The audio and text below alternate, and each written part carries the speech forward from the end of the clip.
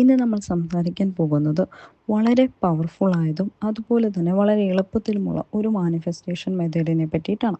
ഇതാണ് letter to universe എന്ന് പറയും. അതായത് മറ്റൊരാൾക്ക് ലെറ്റർ എഴുതുന്നത് പോലെ തന്നെ നമുക്ക് യൂണിവേഴ്സിനും ലെറ്റർ എഴുതാം. ആ ലെറ്റർ എഴുതുന്ന സമയത്ത് നമ്മുടെ ആവശ്യം എന്താണോ നിങ്ങളുടെ ആഗ്രഹം, അത് നിങ്ങൾക്ക് യൂണിവേഴ്സിനോട് ചോദിക്കാം.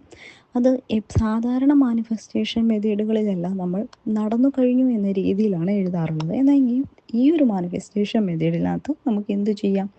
എനിക്ക് ഈ സാധനം വേണം, അല്ലെങ്കിൽ എൻ്റെ ആഗ്രഹം ഇതാണ്, എനിക്കിത് തരണം എന്ന് പറഞ്ഞ് യൂണിവേഴ്സിനോട് ചോദിക്കാം.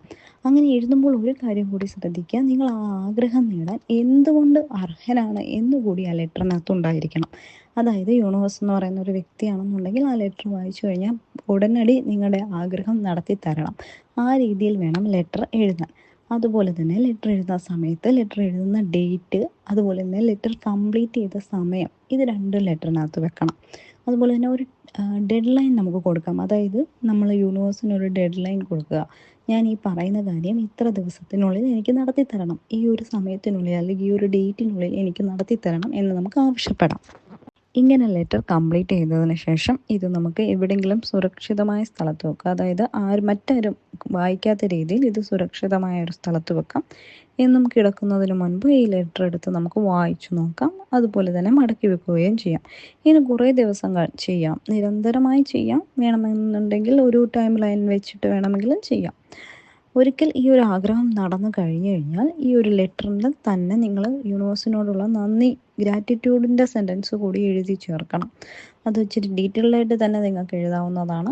അങ്ങനെ എഴുതി ചേർത്ത ശേഷം പിന്നീട് ഈ ലെറ്റർ കീപ്പ് ചെയ്യാൻ പാടില്ല, നമുക്ക് കത്തിച്ച് കളയാവുന്നതാണ്. ഇതിൻ്റെ ഈ പ്രത്യേകത എന്ന് പറയുന്നത്, അല്ലെങ്കിൽ ഈ ഒരു മാനിഫെസ്റ്റേഷൻ്റെ അഡ്വാൻറ്റേജ് എന്ന് പറഞ്ഞാൽ, സാധാരണ നമ്മൾ ഓൾറെഡി ഡിസ്കസ് ചെയ്ത 369 അല്ലെങ്കിൽ പില്ലോ മാനിഫെസ്റ്റേഷനിലൊക്കെ ദിവസവും നമ്മൾ ഇത് എഴുതേണ്ടതായിട്ടുണ്ട്. എന്നാൽ ഇതെന്ന് പറഞ്ഞാൽ നമ്മൾ ഒരു പ്രാവശ്യം മാത്രം ഈ ലെറ്റർ എഴുതിയാൽ മതി, പിന്നീടെല്ലാം നമ്മൾ റീഡ് ചെയ്താൽ മതി. അപ്പം ഇതെന്ന് പറയുന്നത് കുറച്ചുകൂടി പവർഫുൾ ആയിട്ടുള്ള ഒരു മാനിഫെസ്റ്റേഷൻ മെത്തേഡാണ്.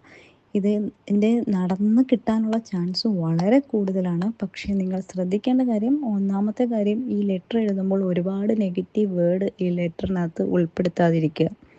എല്ലാം പോസിറ്റീവായിട്ടുള്ള വേർഡുകൾ മാത്രം ഉപയോഗിക്കുക. ഡീറ്റെയിൽഡായിട്ട് തന്നെ എഴുതാം. ഒരാഗ്രഹം മാത്രം ചോദിക്കുക, അല്ലെങ്കിൽ നിങ്ങൾക്കുള്ള എല്ലാ ആഗ്രഹവും ഒരു ലെറ്ററിനകത്ത് എഴുതി കൊടുക്കാതെ ഒരാഗ്രഹം നിങ്ങൾക്ക് ചോദിക്കാം. അത് നടന്നതിന് ശേഷം നിങ്ങൾക്ക് അടുത്ത ലെറ്റർ എഴുതാം, അല്ലെങ്കിൽ നിങ്ങൾക്ക് പാരലായിട്ട് എഴുതാം ലെറ്റർ. പക്ഷേ ഒരാഗ്രഹം ആദ്യം ചോദിച്ച് നടത്തിയെടുക്കുന്നതായിരിക്കും നല്ലത്.